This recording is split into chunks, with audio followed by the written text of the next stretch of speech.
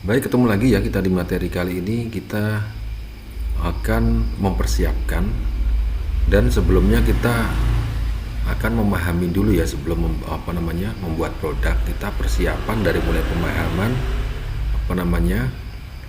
fungsi dari peralatan yang sudah kita download.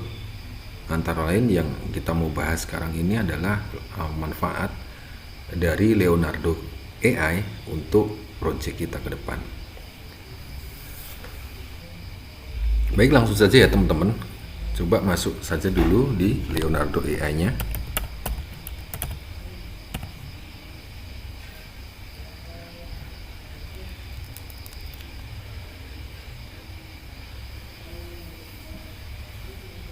Oke, kemudian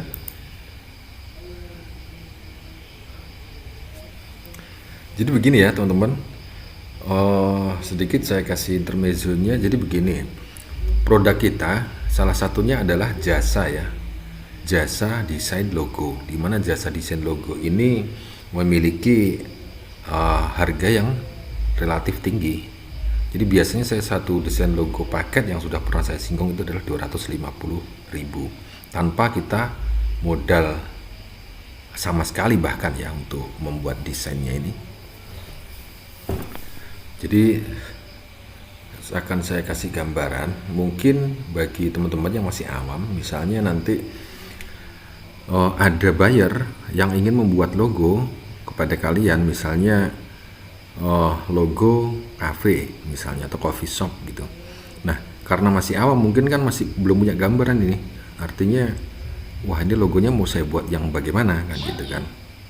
Apalagi kalau buyernya belum memiliki bahan atau materi atau logo yang sebelumnya mau di-upgrade.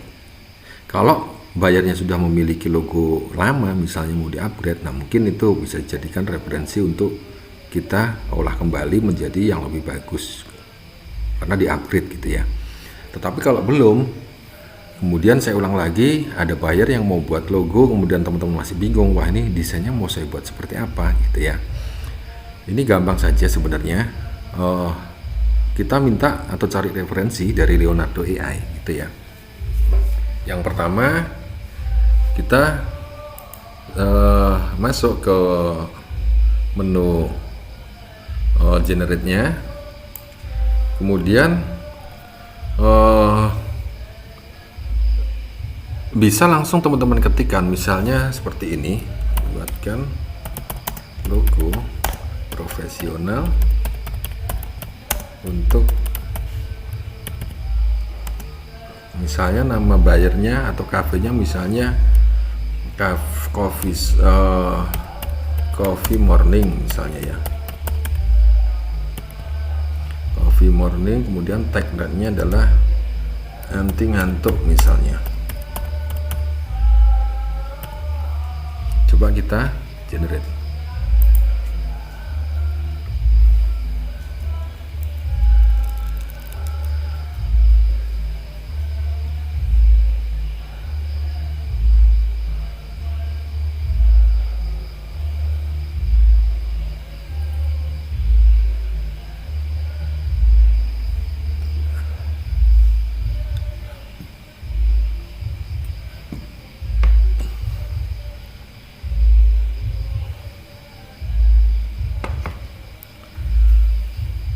Nah, maka kita sudah dapat gambaran, artinya oh berarti desain untuk logo coffee shop ataupun cafe gambarannya seperti ini gitu ya. Jadi minimal sudah punya gambaran. Di sini ada cangkirnya, kemudian model tulisannya biasanya kalau cafe ada lingkarannya, kemudian dipotong, ya kan. Kemudian dari segi warnanya juga kita sudah dapat gambaran gitu kan. Jadi minimal kita punya gambaran terlebih dulu. Kemudian jika sudah pengalaman nanti tinggal ubah-ubah di sini di promptnya. Tetapi yang lebih mudah lagi nanti bisa cari di Google misalnya, cari referensi di Google. Misalnya cari aja logo cafe atau coffee shop gitu ya. Nah, setelah ketemu gambarnya atau logonya, nanti langsung di cloning saja. Nanti tinggal rubah nama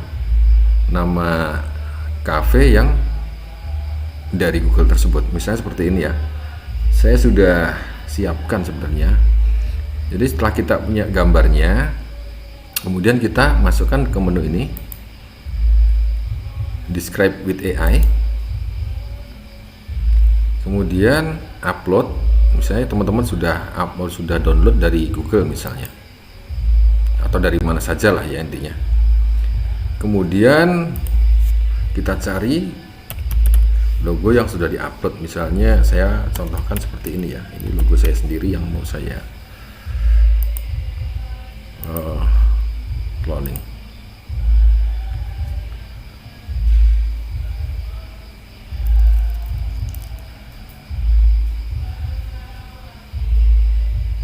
Oke, jadi gambarnya tadi adalah ini yang saya cloning. Ini dia, ini adalah hasil desain manual saya. Jadi teman-teman misalnya punya gambar dari Google itu tadi bisa di cloning di sini untuk jadikan referensi. Kemudian kita tinggal rubah saja di sini promptnya. Misalnya dengan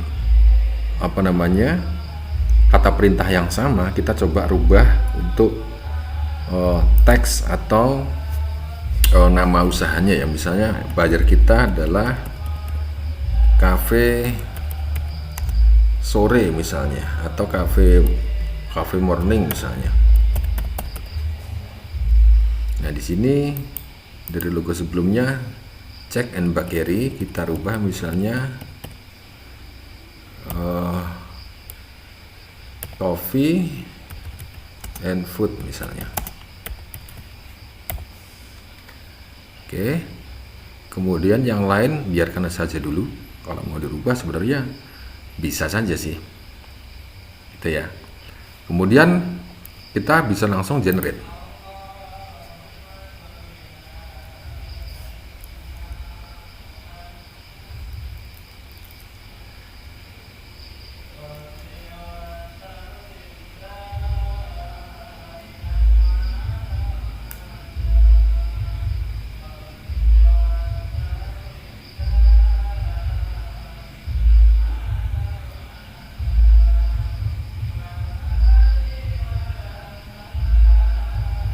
Oke, ini hasilnya cukup sempurna ya, cukup sempurna teman-teman.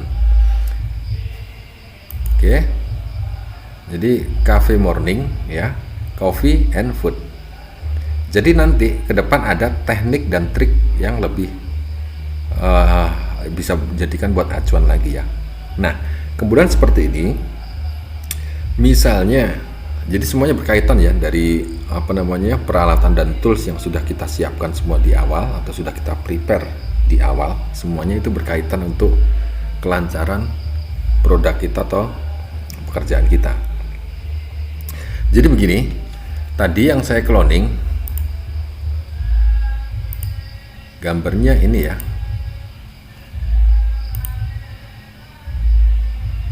Oke, coba saya lihat di file komputer aja.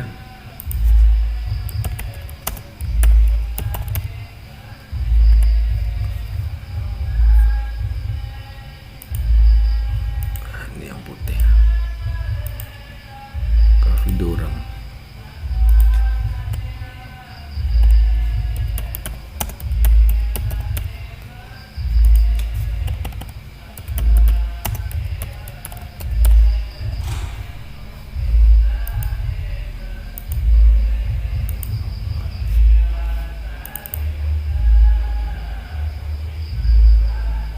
Nah, ini ya tadi yang kita cloning. Ini adalah desain manual. Desain saya manual. Kemudian saat saya cloning,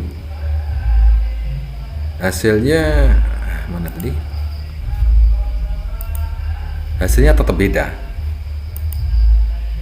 Oke, sudah mulai paham ya. Jadi kita cloning di sini hasilnya tidak akan sama persis 100%. Jadi aman untuk kita jual kembali. Itu ya teman-teman. Nah, ini hasil dari cloningnya. Jadi begini, kalau misalnya buyer kita dia sudah puas dengan misalnya kita sondingkan desain yang kita dapat dari Leonardo, ya sudah kita sondingkan saja yang dari sini. Nah, kemudian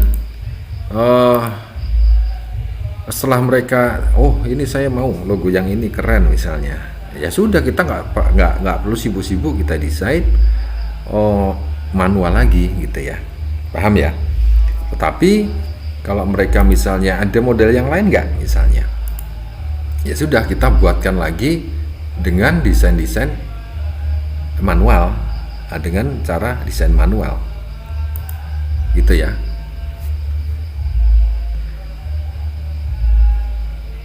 Kemudian coba kita rubah di sini misalnya kita rubah misalnya kita minta 2 dimensi aja, coba generate.